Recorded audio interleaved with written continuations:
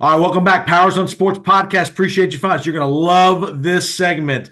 We have got a week two of the NFL football season. We've got a big matchup in the NFC: Bucs Lions up in Detroit, and we're going to talk to a guy that's been the play-by-play voice of both of those teams over the years. When they've seen both those teams kind of go from not very good to really good over a short period of time. This gentleman has done everything you could think of. He's done Olympics, he's done the Masters, he's done the Ryder Cup.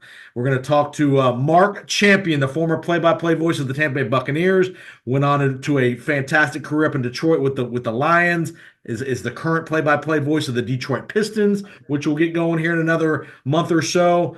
Mark Champion, welcome to the podcast. Really appreciate you doing this. Hey, Jason, glad to be with you, and always great to talk to our folks and friends in Tampa. I still have a few of them down there, I hope. Absolutely do. Mark was people don't realize Mark was joined the Bucs in 1979 through 88, and he was in the heyday of my growing up. He was my voice of the Buccaneers until I was about 15 years old. I remember all the just the great moments when the Bucs weren't very good and they became pretty good for a little while, and then they weren't very good for a long while. Let me start there with you, Mark. Talk about first of all, how'd you get to Tampa? How'd all that happen, and how'd you get to Tampa? Well, I moved down there from Fort Wayne, Indiana in 1972 and was hired as a news anchor at WDAE. And so that's how I got down there. A buddy of mine, very close friend of mine who still lives there, was a disc jockey on that station, told me, hey, they've got an opening. And so I applied for it and got it. So I was there from 72. I sort of did some sports, but mostly news. And then starting at about 1977 or so, uh, started doing a little bit more sports, and then finally doing all sports. Did a sports talk show there, and then in 1978 there was an opening for the Bucs play-by-play job. I did not get it. I did a tape. I went into an office on a television and called some play-by-play off the television, which of course is, as any play-by-play guy tell you, is a horrible way to do it. But that was the only way they at that time could do it. The Bucks weren't And I known did for that. spending money back in the day with Mr. Culverhouse. Yeah, well, that's another story. But I did not get the job. So Dick Crippen, who is a very good friend of mine, Dick Yep. would do the play-by-play in '78. They made a change about halfway through the season, and a guy named Jim Galogli, who owned a car dealership, he also was the rights holder, ended up doing the second half of that 1978 Wow. season. Wow. It was kind of a weird deal. And then in 1979, CBS came into the market and decided to hire their own guy, and I was the guy they ended up hiring. What I did was I went to Tampa Stadium, the old sombrero, I'm and wearing a shirt recorded for you, a. Mark. There Tampa you go. Stadium. That's right. A lot of stories there, and did a game on tape, and that's what I used to apply for the job. They hired me.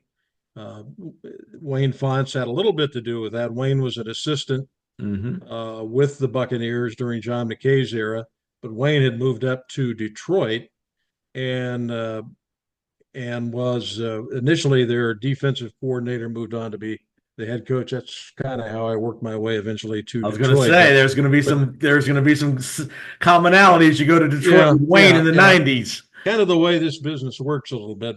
But in '79 was my first season with the Bucs, and we went to the NFC Championship game. I thought, well, this is pretty good. First year out, and we're in the 9 points away. We lost 9-0 to the Rams on 3 field goals. Frank Corrales. I remember Frank Corrales. Yeah, it was just an outstanding year. We had the number one defense in the NFL, led by Leroy Selman, the late great Leroy, and his brother Dewey and Richard Wood, and on. A whole group of just great defensive players. And offensively, of course, Doug Williams, who is just one of my all-time favorites.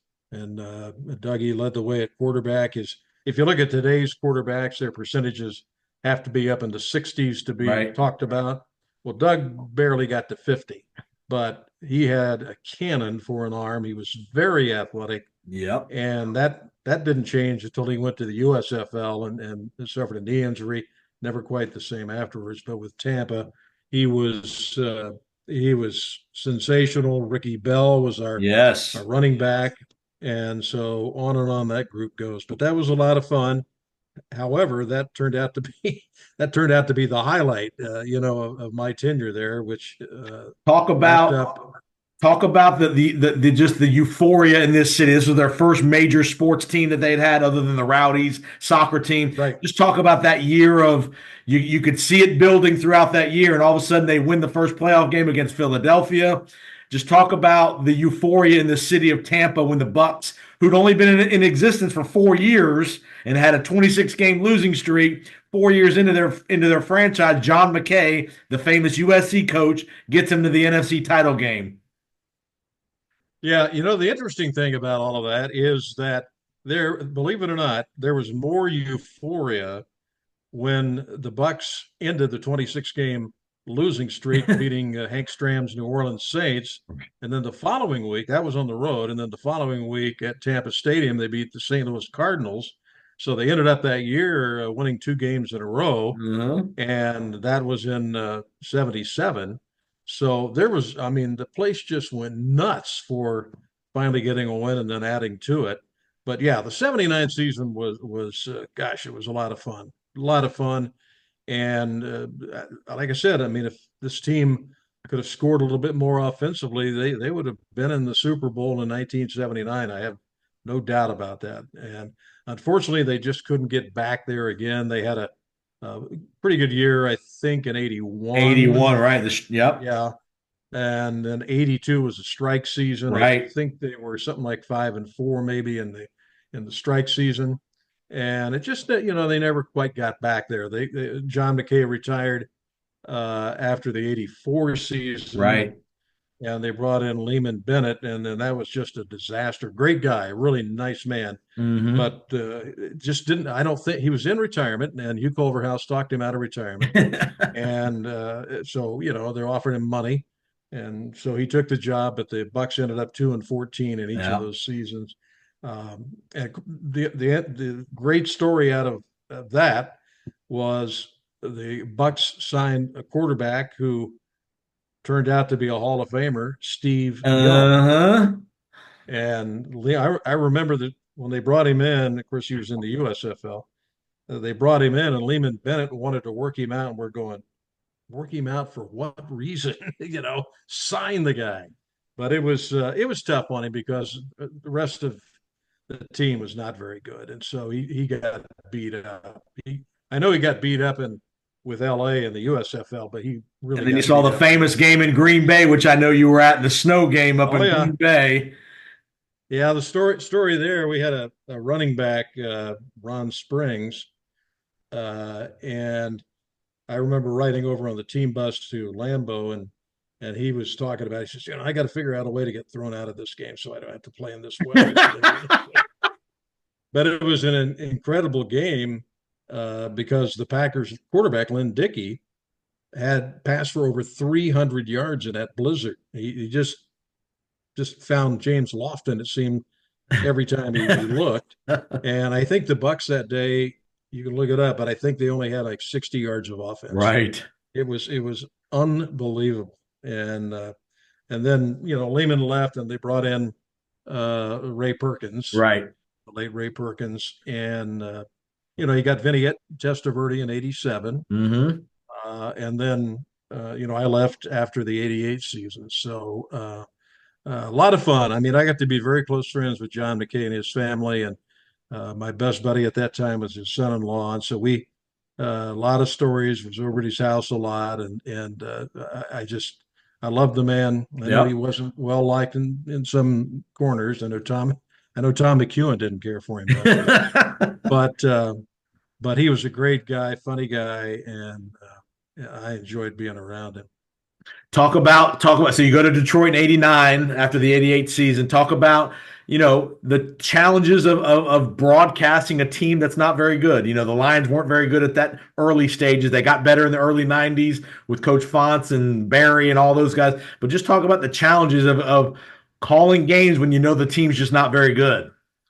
Well, I don't think it was a challenge. necessarily. I think the big challenge initially was, taking your Tampa Bay hat on and putting your Detroit Lions hat on because you're in the same division, Right. and so there's a lot of things going on. Of course, Wayne Fonts was the head coach, so he knew the same sort of deal, having been with Tampa, and so that was the thing. That first season, or part of that first season, was kind of getting past being the former voice of the Buccaneers and into the now voice of the Detroit Lions, and yeah, they were not good, but you could see it coming. Yep. I think a little bit more than maybe what Tampa did, Right. in 76, 7, and 8. But, when that 89 season came, Barry Sanders was the pick in the Yep. first round of that. And to this day, we thank the Green Bay Packers for not drafting Barry because they could have, but they took an offensive lineman from Tony Michigan. Mandarich. Yeah, Tony Manders from Michigan State, and that didn't quite work out for them. Worked out great for the Lions, and in 1991, the Lions get to the NFC Championship Right. game. So, and I thought, well, how about that? My first year with the Bucs, we Right. go to the NFC Championship. My second year with the Lions, we go to the NFC Championship. Right. So, a lot of fun, but I'm not like Deckerhoff. Mean Gene takes over for me, and what's he do? Ends up in two winning Super Bowls. Yeah, exactly. And again, you could talk about the hysteria in Detroit as well. That's a sports star of town that loves their sports. And boy, when they, especially with the football team, they've not had much long-term success. And back in '91, they did. Obviously, now they're having success. Just give us a sense of the community now, how excited they are, knowing they got a really, really good team. Well, the place is going crazy. If they get to the Super Bowl, this town will just be unbelievable. I mean, I've been with going on 31 years with Pistons, and we got three NBA championship. The Wings have won Stanley Cups. The Tigers have Sure. won World Series, but the Lions, you go back to 1957 to Right. find out any success. But that's about to change, and they put together a great coaching staff, great front office, and they've got some talent. I mean, they're good, and I hope they get there. I really do. And this place will be. This is such a great sports town. I mean, you got the four pro Yep. teams. You got Michigan, Michigan State. It's just fantastic. I mean, the interest in sports in this town. Yeah, all right. So talk about again. You've done a lot of great things in your career: Masters, Ryder Cup. You worked three Olympics. Give me a story about the '94 Olympics. You were involved with that, with the whole Tonya Harding, Nancy Kerrigan. Any good nuggets from all that good stuff? Just the drama of all Well, that. I mean, I don't think I had any guy. Of course, I had never covered figure skating before, but for some reason, CBS assigned me figure skating, and luckily, they sent me just rafts of information, and so I was able to do a lot. But the U.S. Open that particular year where that Harding Kerrigan thing transpired was right here at Old Cobo Hall in Detroit. Wow. So that helped me out a little bit to know that situation and covering that sport here, and then getting to Lillehammer, Norway, where the Olympics were in '94. But it was just a circus, a media circus, because you would have to follow them around every day. You just followed them around. They had practice sessions, and when they would be on the ice for practice sessions together, you had to cover it to see if they got into it, and it was silly, but it was the number one story. And we were on the radio side. I worked CBS radio for that one, and Paul Wiley, who was a silver medal winner Yep. for the United States, was my partner. And our broadcast, of course, was live. Television was tape delayed at that, because of Norway. So we had live, and we had, I got a letter from CBS corporate, and they indicated that I think it was the night of not the long competition, but the short rounds, we had 18 million listeners, 18 million Wow. just to watch that and see. And so, Funny how I, Mark says letter pre-email before emails. yes, yeah, or text. Yeah, it was a letter.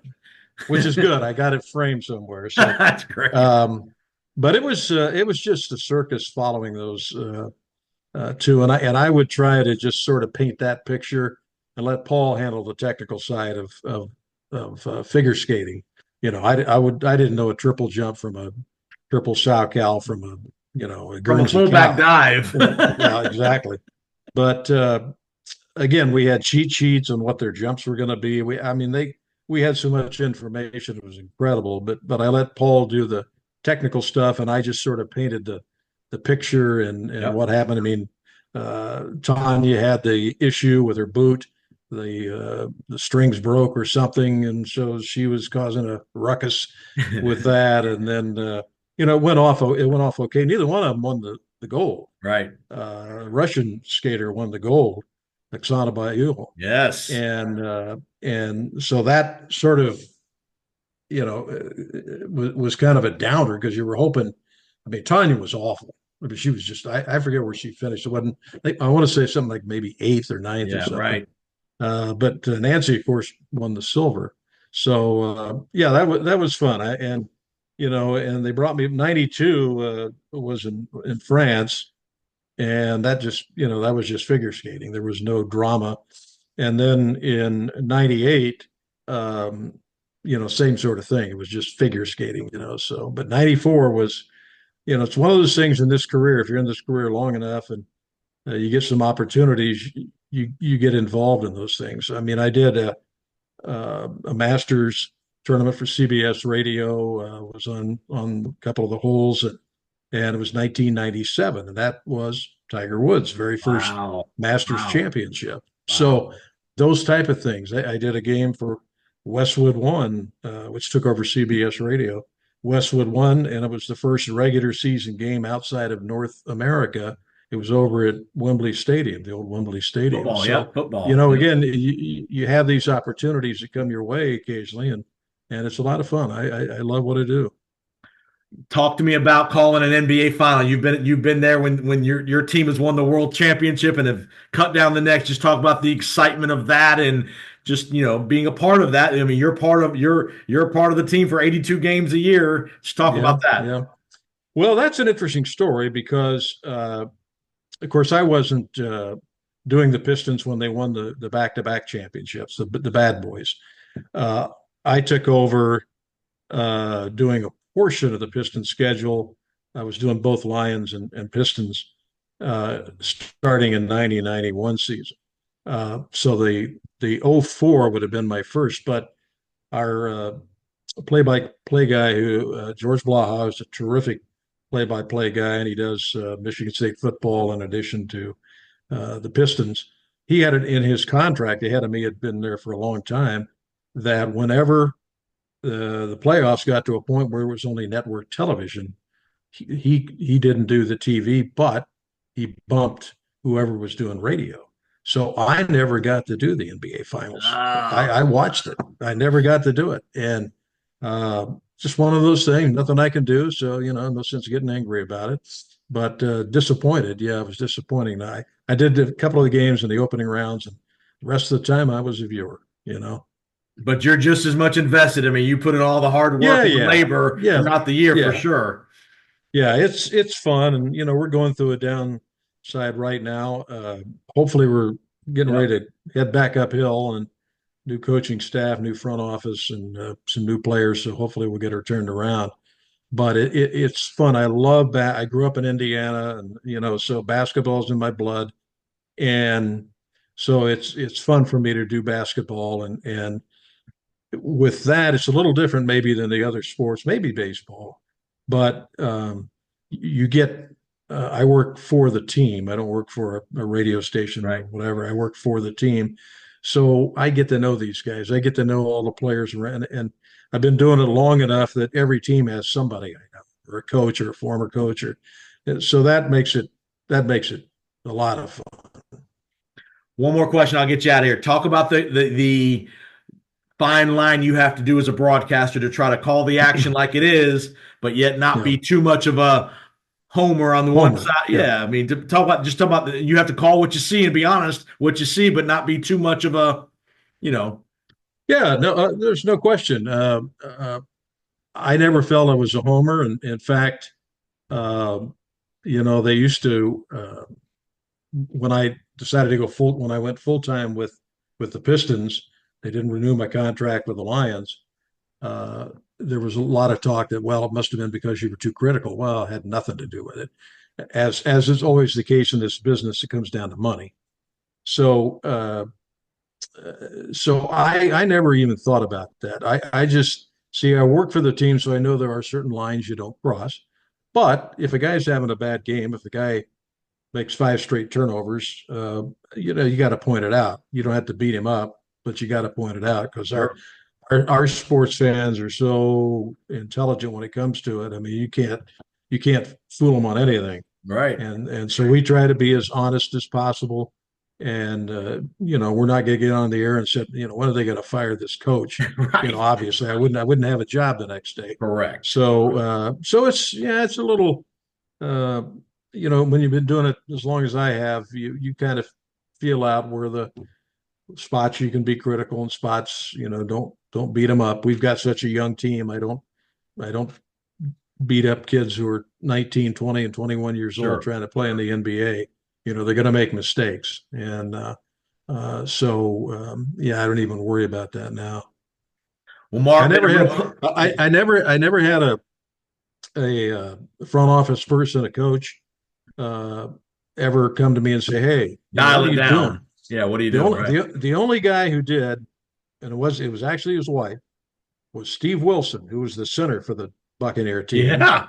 back in those days. Steve Wilson out of the University of Georgia, and great guy, good center, and he and like two or three games in a row, he and Doug Williams are having trouble with the center snap.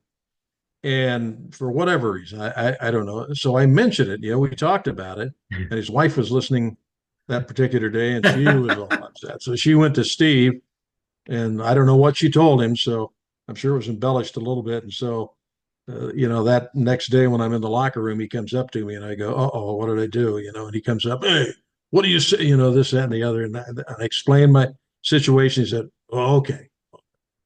So, and I just reconnected with him on Facebook. I'd kind of lost track of him.